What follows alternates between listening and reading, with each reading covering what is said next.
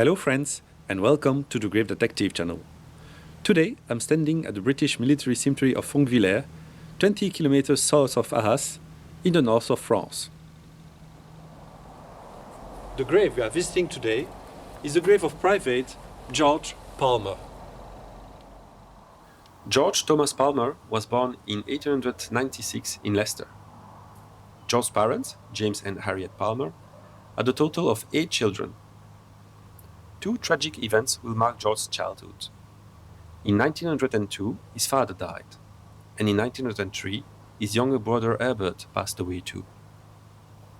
In 1911, George was 15 years old and worked in the bookbinding trade. But 3 years later, George decided to continue his career in the army and enlisted on the 17th of June 1914, that is to say, even before the Archduke of Austria-Hungary was assassinated and the war started. Declared fit for duty, George joined the Territorial Force. On the 4th of August 1914, at the start of the First World War, George joined the Leicester Regiment, where he initially continued his military training before embarking for France on the 2nd of March 1915.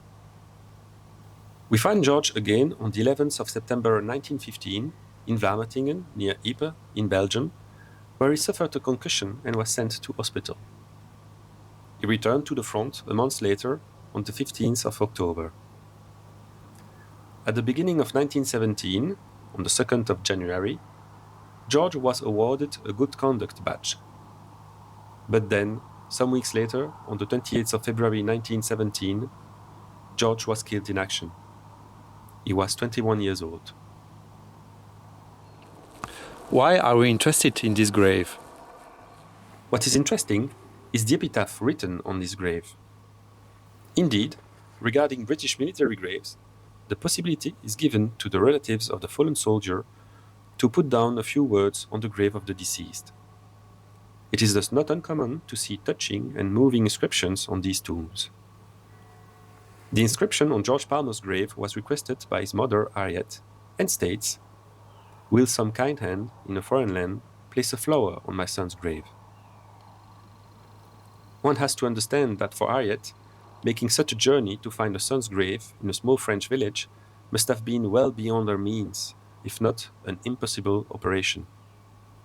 So George's mother had the idea of this inscription, to ensure that the final tribute was paid to her son.